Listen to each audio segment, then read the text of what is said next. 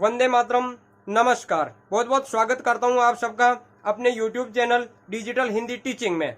आप इस चैनल को सब्सक्राइब करके घंटी का बटन दबा लें ताकि आपको आने वाले हर वीडियो का नोटिफिकेशन प्राप्त होता रहे, आपको हर वीडियो मिलता रहे। चलिए अब वीडियो को लाइक कर दीजिए और अब हम शुरू करते हैं आज का वीडियो। हम पढ़ रहे हैं पीपीटी के माध्यम से हिंदी व्याकरण और हमारा बिंदु चल रहा था संधि। संधि में हम अध्ययन कर रहे थे विसर्ग संधि का, और इससे पहले वाले वीडियो में हम विसर्ग संधि के 4 नियमों का अध्ययन कर चुके हैं। तो आज की वीडियो में हम नियम नंबर 5 का अध्ययन करेंगे और उससे आगे बढ़ेंगे। तो ये जो सारणी है वर्ण वाली कि प्रथम वर्ण द्वितीय वर्ण, इसे एक बार और देखिए। इसमें ध्यान रखना है प्रथम वर्ण द्वितीय वर्ण तृतीय वर्ण चतुर्थ वर्ण, इधर कंठे तालव्य मूर्धन्य, इनका ध्यान रखना है। तालव्य से, मूर्धन्य से और दंते से, इनका आपको ध्यान रखना है। और ये सारणी आप पूर्व के वीडियो में वर्ण विचार वाले वीडियो में जाकर इसे अच्छे से पढ़ सकते हैं, अच्छे से अध्ययन कर सकते हैं। तो चलिए अब शुरू करते हैं नियम नंबर 5। और नियम नंबर 5 क्या कहता है, आइए देखते हैं कि विसर्ग से पहले या विसर्ग के पहले अ हो और विसर्ग के बाद में य, र, ल, व और है, या फिर विसर्ग के बाद में तीसरा या चौथा वर्ण किसी भी वर्ग का हो, तीसरा चौथा वर्ण हो तो फिर विसर्ग का ओ हो जाता है। और यह संस्कृत में कहलाती है उत्व संधि, यानी ओ होना। हमने पहले देखा था सत्व संधि जिसमें स बनता है। हिंदी में हमारे ऐसे कोई नाम नहीं है, इनको किसी भागों में बांटा नहीं गया है, केवल नियमों के आधार पर ही हिंदी में ये संधि चलती है, लेकिन संस्कृत में उत्व संधि कहलाती है। अब देखिए इस नियम को हम सूत्र के रूप में लिख लें कि विसर्ग से पहले अ हो, तो ये देखिए विसर्ग से पहले अ है और विसर्ग के बाद में य, र, ल, व, है, या फिर तीसरा और चौथा किसी भी वर्ग का हो सकता है, ये आ जाते हैं विसर्ग के बाद में। विसर्ग से पहले ओ होता है तो फिर ये जो विसर्ग ये ओ में बदल जाता है और द्वितीय पद के प्रथम वर्ण के रूप में ये, र, ल, व है और तीसरा चौथा जो भी वर्ण होगा वह यथावत रहेगा। चलिए अब हम देखते हैं नियम नंबर 5 के उदाहरण और इस नियम को उदाहरणों के माध्यम से पुष्ट करते हैं। देखिए मनयदन योग। अब संधि करने के लिए प्रथम पद का अंतिम वर्ण बाहर चाहिए, तो देखिए यहाँ पर विसर्ग दिखाई दे रहा है मुझे। इस विसर्ग को हम बाहर ले लेते हैं और विसर्ग अयोग हुआ है क्योंकि स्वर के साथ ही रहता है, तो ये स्वर इधर लिख देते तो भी ये स्वर के साथ ही होता, तो इधर बच गया मन और इधर विसर्ग। और द्वितीय पद का प्रथम वर्ण है ये, और इसका स्वर अगर हम बाहर निकालें तो ओ बाहर निकालकर इधर बचा हुआ ग लिख देते हैं। अब देखिए नियम कहता है कि विसर्ग से पहले अ हो और बाद में ये, र, ल, व तो ओ हो। यहाँ देखिए ये दिखाई दे रहा है तो हमारा नियम लागू हो जाता है। जब विसर्ग से पहले अ और विसर्ग के बाद में ये आया तो विसर्ग को हम बदलेंगे नियमानुसार ओ में। जब विसर्ग को ओ में बदल दिया तो इधर का बचा हुआ इधर लिख देते हैं और द्वितीय पद का प्रथम वर्ण भी यथावत रहेगा और इधर का बचा हुआ इधर लिख देते हैं। अब ध्यान से देखिए इस ये को हमने स्वर रहित कर दिया था यहाँ पर, तो अब ये आगे स्वर आ रहा है तो इसमें ये स्वर वापस जोड़ देते हैं और बन जाएगा योग। और इधर देखिए न स्वर रहित और आगे स्वर आ रहा है, ये इसमें जुड़ जाएगा और बन जाएगा मनो, और इन दोनों को जोड़ेंगे तो हमें प्राप्त हो जाएगा मनोयोग। संधि की प्रक्रिया के कारण इसमें बदलाव हो गया। अब मनोयोग का हम संधि विच्छेद करें, और संधि विच्छेद से पहले कर लेते हैं वर्ण विच्छेद। वर्ण विच्छेद करना आसान होता है और वर्ण विच्छेद से हम संधि विच्छेद को प्राप्त कर लेंगे। अब इसमें आप ध्यान से देखोगे तो ये मैं पूर्ण हो जाएगा, न पूर्ण हो जाएगा, और ये यो और ग, ये योग दिखाई दे रहा है। इसमें योग को हम बाहर ले लेते हैं। योग हम जानते हैं कि एक शब्द है, और इसके बाद में इधर बचता है मनो, जो कि ओ को हम बाहर करेंगे क्योंकि ओ में ओ ही तो बदला था, इसे वापस मूल रूप में बदलेंगे क्योंकि संधि विच्छेद कर रहे हैं। और संधि विच्छेद करना उसे कहते हैं जो इस परिवर्तन को निरस्त करते हुए पदों को अपने मूल रूप में ले आना। तो ये जो ओ है ये विसर्ग से बना था, इधर देखिए ध्यान से, ये विसर्ग किस में बदल गया था ओ में, तो इस ओ को हम उल्टी प्रक्रिया के माध्यम से, संधि की प्रक्रिया में तो ओ बना था और विच्छेद की प्रक्रिया में इसे वापस विसर्ग बना देंगे, तो इस ओ को हम वापस विसर्ग बना देते हैं। इधर बचा मन और इधर बचा हुआ योग। अब देखिए ये जो विसर्ग आ रहा है ये स्वर सहित है विसर्ग, इसमें अ स्वर है, तो इस विसर्ग को हम इसमें जोड़ देते हैं मन में, तो मन हो जाएगा और इधर का बचा हुआ योग। देखिए जो मूल रूप में मन था वापस मन हमें प्राप्त हो गया, योग था योग हमें प्राप्त हो गया।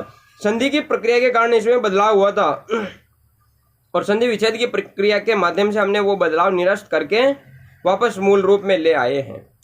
अब देखिए नियम 5 का हम एक और उदाहरण देखें। वह धन वृद्ध। अब देखिए संधि करने के लिए प्रथम पद का अंतिम वर्ण हमें बाहर चाहिए, जो कि हमें विसर्ग दिखाई दे रहा है, और इधर बचा हुआ फिर वह, ये का हम स्वर इधर लिख चुके हैं विसर्ग के साथ में। और द्वितीय पद का प्रथम वर्ण चाहिए, तो प्रथम वर्ण के रूप में देखिए वह दिखाई दे रहा है, और वह का स्वर री, और आगे बचा हुआ द हमने इधर लिख दिया।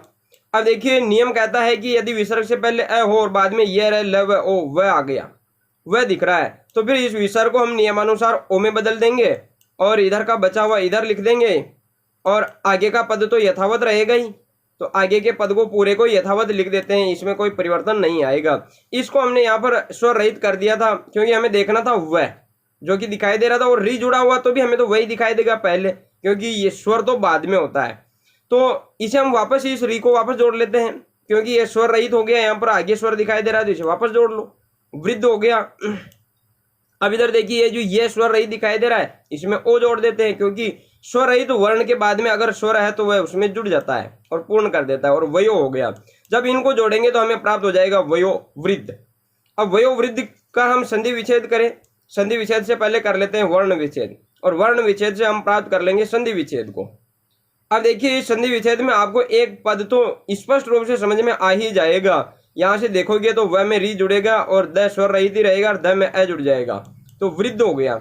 ये पद हमें समझ में आ गया, ये होता ही है, वृद्ध मूल रूप में होता है, तो इसे हम लिख देते हैं। और इसके बाद में इधर देखिए वह में अ जुड़ा, वह पूर्ण हो गया, यह में ओ जुड़ जाएगा, लेकिन ओ को हम बदलेंगे, इसलिए ओ को यहाँ अलग रख लेते हैं, तो वह ये को स्वर रहित रखेंगे और ओ यहाँ लिख लेते हैं। चाहे इसको जोड़कर भी बदल सकते हैं हम तो इस ओ को हम बदल लेते हैं विसर्ग में, क्योंकि ये यहाँ पर देखिए विसर्ग से बना था, मूल रूप में वापस लाना तो विसर्ग में बदलना पड़ेगा। और इधर का बचा हुआ वह है, और इधर का बचा हुआ वृद्ध। अब देखिए जो विसर्ग है इसे हम यहाँ पर देखिए स्वर रहित है, ये स्वर के साथ में है विसर्ग, तो इसका स्वर इसमें जुड़ जाएगा विसर्ग के साथ में, तो ये बन गया वह है, और आगे बचा हुआ वृद्ध, जैसा मूल रूप में था हमें फिर से मूल रूप में प्राप्त हो चुका है। अब देखिए नियम 5 के हम कुछ और उदाहरण देखते हैं ताकि हमें अच्छे से समझ में आए। देखिए तेजो राशि, तेजोपुंज, इन सब उदाहरणों को आप उसी पूर्ण प्रक्रिया के माध्यम से गुजरते हुए इनको हल करेंगे, ताकि ज्ञान स्थायी हो सके, आपको बिल्कुल एकदम समझ में आ सके कि बदलाव कैसे हो रहा है, क्यों हो रहा है, कौन किधर जाकर जुड़ रहा है। तेजोपुंज, तेजोमय, अधोगति, अधोअस्त्र, अधोलिखित, अधोगामी, मनोरथ, तपोबल, तपोवन, तपोमय, तपोभूमि, मनोहर, मनोविज्ञान, मनोभाव, मनोगत, मनोरम, मनोज, इसमें देखिए मनायदन जय होगा, जय यानी जन्म लेने वाला, कामदेव का पर्यायवाची है, मन में जन्म लेने वाला। मनोविनोद, मनोरंजन, मनोविकार, मनोबल, मनोनीत, यशोगान, यशोगाथा, यशोधरा, यशोधन, यशोलाभ, रजोगुण, पयोद, पयोधि, पयोधर, सरोज, यशोदा, सरोवर, शिरोमणि, शिरोरूह है, शिरोरूह है कहते हैं बालों को। तो इनको आप देखिए उदाहरण आपको ज्यादा लग सकते हैं, कई कुछ मित्रों ने कमेंट किया था कि उदाहरण कम दिया करो, ज्यादा उदाहरण अगर आप हल करेंगे तो आपको बिल्कुल समझ में आएगा, स्पष्टता समझ में आ जाएगा कि इसमें कैसे कैसे बदलाव हो रहा है। चलिए अब हम देखते हैं नियम नंबर 6।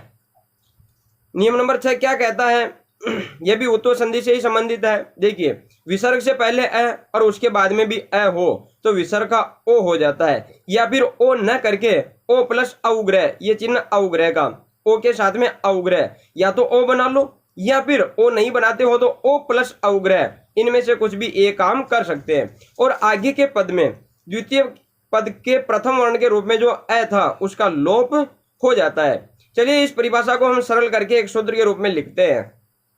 विसर्ग से पहले अ हो और विसर्ग के बाद में भी अ हो, तो फिर इस विसर्ग का हम या तो ओ बनाएंगे या फिर ये ओब्लिक का चिन्ह या फिर ओ प्लस अवग्रह बनाएंगे, और ये जो अ है द्वितीय पद का इसका लोप कर देंगे।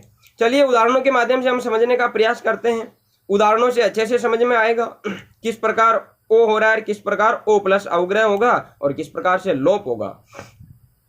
देखिए यशोधन अभिलाषी, इसमें देखिए प्रथम पद का अंतिम वर्ण विसर्ग दिखाई दे रहा है, और विसर्ग तो अयोगवाय स्वर के साथ ही होगा, तो इसमें जो स्वर है उसे भी हम विसर्ग के साथ लिख देते हैं। और इधर बचा हुआ यश है, इस श का स्वर हम यहाँ निकाल चुके हैं विसर्ग के साथ में, अब देखिए द्वितीय पद में हमें प्रथम वर्ण के रूप में अ दिखाई दे रहा है, आगे बचा हुआ भिलासी। अब देखिए नियम कहता है कि विसर्ग से पहले अ हो और विसर्ग के बाद में भी अ हो। ओहो, हमारा नियम यहाँ लागू हो रहा है। तो देखिए विसर्ग से पहले अ और विसर्ग के बाद में भी अ है, तो फिर इस विसर्ग को हम क्या करेंगे, या तो ओ में बदलेंगे, ओ में नहीं बदलेंगे तो ओ प्लस अवग्रह, इन दोनों में से कोई एक परिवर्तन हम कर लेंगे और इधर का बचा हुआ इधर लिख देते हैं और आगे का ये जो इसका लोप कर देंगे। और ये ध्यान रखना जिसका लोप करते हैं संधि विच्छेद में, उसका हम वापस आगमन कर लेंगे, आगम कर लेंगे। जो लोप हुआ है, जो गायब हो गया, उसे हम प्रकट करेंगे ना, वापस उस बदलाव को निरस्त करेंगे। ये देखो बदलाव हो रहा है, ए का लोप हो गया, ए को हमने यहाँ से हटा दिया बिल्कुल ही, तो विच्छेद करेंगे तब इसे वापस प्रकट करना पड़ेगा। अब इधर का बचा हुआ बिलासी, इधर लिख देते हैं। अब देखिए ये इसमें तो कुछ है ही नहीं, तो बिलासी रहेगा और इनमें से कुछ एक इसमें जोड़ लेंगे, या तो ओ जोड़ेंगे या फिर ओ प्लस अवग्रह जोड़ लेंगे, कोई भी एक जोड़ सकते हैं आप ये जोड़ लो, ये जोड़ लो, कोई भी जोड़ लो। और ये यशो हो गया। अब जब हम इनको जोड़ेंगे तो यशो बिलासी हो जाएगा, या फिर ओ प्लस अवग्रह जोड़ेंगे तो ओ तो इसमें जुड़ जाएगा समय और अवग्रह बीच में रह जाएगा, यशो बिलासी हो गया। अब देखिए अगर हम यशोभिलाषी का संधि विच्छेद करें तो संधि विच्छेद से पहले हम कर लेते हैं वर्ण विच्छेद। यशोभिलाषी का हम वर्ण विच्छेद कर लेते हैं, इसका भी करोगे तो इसका भी यही होगा, बीच में अवग्रह आ जाएगा ओ के पास में। अब देखिए इसमें आपको एक पद दिखाई दे रहा है इधर बिलासी, ये बिलासी तो कुछ होता नहीं है, अभिलाषी होता है, पर ये जो ओ है ये इसका लोप हो गया था ना, इसलिए बिलासी बचा हुआ है। अब इधर देखिए यश दिखाई दे रहा है और ओ दिखाई दे रहा है, तो ये ओ किससे बना था, या तो विसर्ग से बना था, या तो यहाँ पर ओ प्लस अवग्रह दोनों साथ हो सकते थे। इसका हम वर्ण विच्छेद करते तो ओ प्लस अवग्रह, तो ओ प्लस अवग्रह किससे बना था, विसर्ग से, या फिर ये ओ किससे बना है, विसर्ग से। इधर का बचा हुआ इधर लिख देते हैं और इधर का बचा हुआ इधर लिख देते हैं। अब यहाँ पर देखो कि आप तो हमने इसका लोप किया था, तो अब इसे वापस लाना पड़ेगा, इसको गायब किया था तो इसको यहाँ पर प्रकट करना पड़ेगा, क्योंकि इसको गायब कर दिया था ना, परिवर्तन किया था हमने, उस परिवर्तन को हम निरस्त करेंगे तो इसे वापस प्रकट करना पड़ेगा, वापस इसका आगम करना पड़ेगा। जिसका लोप होता है उसका आगम कर दिया जाता है।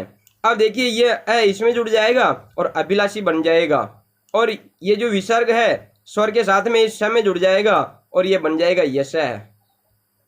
जैसा मूल रूप में था वैसा हमें फिर से प्राप्त हो चुका है। देखिए संधि की प्रक्रिया के कारण इसमें बदलाव हुआ और उस बदलाव को हमने निरस्त करके संधि विच्छेद कर दिया, इनको वापस मूल रूप में ले आए हैं। अब देखते हैं नियम 6 का हम एक और उदाहरण देख लें ताकि हमें स्पष्टता समझ में आ जाए, बिल्कुल समझ में आ जाए। देखिए प्रथम पद मनः धन अभिराम, प्रथम पद का अंतिम वर्ण है विसर्ग, स्वर के साथ में हम यहाँ लिखते हैं विसर्ग को, और इधर बचा हुआ मनः, न से हम स्वर यहाँ निकाल चुके हैं। और द्वितीय पद का प्रथम वर्ण है अ और आगे बचेगा विराम। तो हमारा नियम कहता है कि विसर्ग से पहले अ हो और विसर्ग के बाद में भी अ हो, तो हम विसर्ग को या तो ओ में बदल देंगे या फिर ओ प्लस अवग्रह में, या तो ओ में बदलेंगे या फिर ओ के साथ में अवग्रह लगा देंगे और इधर का बचा हुआ इधर लिख देंगे, और द्वितीय पद का प्रथम वर्ण है उसका हम लोप कर देंगे और आगे बचा हुआ यूं का यूं लिख देंगे। अब देखिए ये आगे कोई है ही नहीं तो जुड़ेगा ही नहीं है, केवल विराम ही रहेगा, और इन दोनों में से कोई एक इसमें जोड़ लेंगे, या तो मनो करेंगे या फिर मनो प्लस अवग्रह साथ में लगाएंगे, इन दोनों में से कोई एक लगाएंगे। तो यहाँ पर ओ लगा लेते हैं, या फिर ये भी लगाए तो भी कोई दिक्कत नहीं है, इससे भी हम वापस जब इनको जोड़ेंगे तो हमें प्राप्त हो जाएगा मनोभिराम, या फिर ओ प्लस अवग्रह लगाएंगे तो ये जो ओ है ये तो नम में जुड़ जाएगा और अवग्रह बीच में रह जाएगा, मनोभिराम बन जाएगा। अब मनोभिराम का हम संधि विच्छेद करें, इससे पहले कर लेते हैं एक बार वर्ण विच्छेद, और वर्ण विच्छेद से हम प्राप्त कर लेंगे संधि विच्छेद को। अब देखिए इस वर्ण विच्छेद में आप ध्यान से देखोगे तो यहाँ मनो दिखाई दे रहा है और आगे विराम दिखाई दे रहा है, तो हम इधर विराम को ले लेते हैं क्योंकि ओ में परिवर्तन हुआ था ना, तो इसको हम वापस निरस्त करेंगे। और इधर हो गया मैं में ए जुड़ गया, मैं पूरा, न में ओ जुड़ा, न पूरा हो गया, लेकिन इस ओ को बदलेंगे इसलिए हमने यहाँ अलग रख लिया। अब इस ओ को बदलेंगे हम विसर्ग में, क्योंकि ये देखिए ये जो विसर्ग से बना था ओ, या फिर अवग्रह वाला वर्ण विच्छेद करते तो यहाँ इसके साथ में अवग्रह लगा देते और ओ प्लस अवग्रह को हम विसर्ग में बदल देते हैं।